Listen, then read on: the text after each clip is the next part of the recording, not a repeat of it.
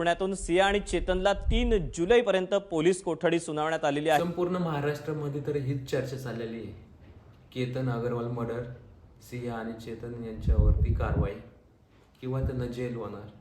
तर लोहगडावरती केतन अग्रवाल यांच्या मृत्यूनंतर 25% पर्यटक वाढले। ही गोष्ट थोडीशी आपण बाजूला ठेवू आणि जाऊ ऑस्करवाडी मिसळ खायला। तर चला।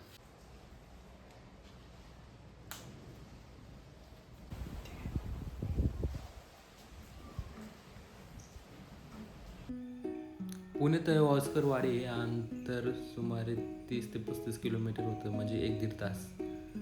गाडीमध्ये पेट्रोल तर भरलेलं होतं, पण म्हणलं चला हे एकदा हवा चेक करू, आणि हवा कमी होती तर ती भरून घेतली आणि पुढचा प्रवास चालू केला। घरापासून तर मी एकटाच होतो। पुढे जाताना मग मला हडपसरवरून एका मित्राला घ्यायचं होतं। रविवार होता आणि मित्राला देखील सुट्टी होती, तर तो म्हणला चल मी येतो तुझ्यासोबत। आणि त्याने देखील ऑस्करवाडी मिसळची टेस्ट केली नव्हती। तर आम्ही निघालो। आमचा रूट होता हडपसर, कोंढवा, बॉबदेव घाट आणि नंतर ऑस्करवाडी।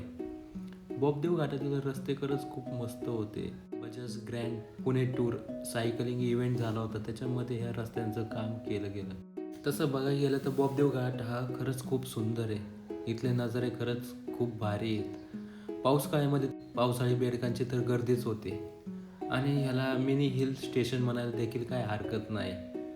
वरती कपल पॉईंट्स देखील आहेत। इथं 30-40च्या स्पीडनेच गाडी चालवावी लागते। हा घाट लहान आणि वळणे देखील अवघड आहेत। तर इथलं एक वळण असं आहे जे इंस्टाग्रामवरती रीलवरती व्हायरल झालंय, ते हेच ते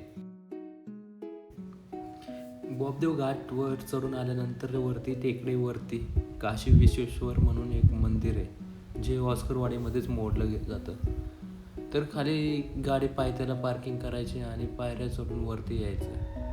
तर वरती आल्यानंतर मस्त असा नजारा आहे। मंदिर वरती टेकडीवरतीच आहे आणि दर्शन घ्यायचं। आतमध्ये महादेवांची पिंड आहे। गेलो आणि पटकन पाया पडून बाजूला झालो। हा वर्ण बॉबदेव घाटाचा नजारा आहे। आत्ताच एवढा भारी वाटते नजारा, पाऊस पडल्यानंतर विचार करा किती भारी वाटेल। बॉबदेव घाट सासवड साईडला उतरताना तर फायनली आम्ही ऑस्करवाडी मिसळला पोहोचलो होतो। गाडी पार्किंग केली, मग म्हणलं चला आतमध्ये जाऊन बसूया। तर आतमध्ये टेबलावरती बसल्यानंतर असं मेनू कार्ड बघितलं। मेनू कार्डवरती होतं ऑस्करवाडी मिसळ, साधी मिसळ। तर त्यामधली आम्ही साधी मिसळ ऑर्डर केली। इथं मला यांची एक गोष्ट आवडली, ते म्हणजे 3 वर्षाच्या खालील बाळाला गरम दूध दिलं जाईल, ते पण मोफत। आणि आमच्या समोर अशा पद्धतीने ताट आलं होतं, ज्याच्यामध्ये रस्सा वाटी होती, मिसळला लागणारा चिवडा होता, ताक होतं, मटकी होती, कांदा लिंबू होतं आणि 2 पाव होते।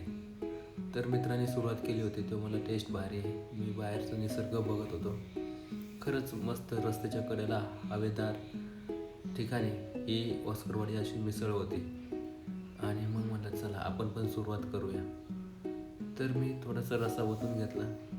ह्यांची एक पद्धत भारी आहे, ज्याला ज्या पद्धतीने चव पाहिजे त्या पद्धतीने त्यांनी रस्सा घ्यायचा, मटकी घ्यायची, कांदा लिंबू घ्यायचा आणि मिक्स करायचं।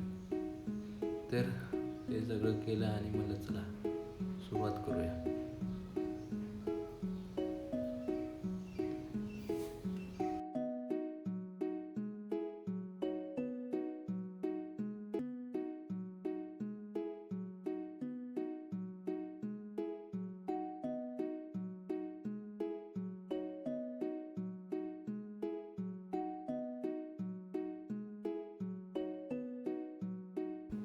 वा, मिसळ म्हणजे मिसळच बाई, एक नंबर। खरंच मस्त मिसळ होती, आवडली आपल्याला। त्यानंतर आम्ही सासवड फिरलो आणि सासवडवरनं पुण्याला येताना मध्ये दिवे घाटात चहा घेतला, थोड्या वेळ थांबलो आणि विठुरायाचं दर्शन घेतलं आणि घरी निघालो।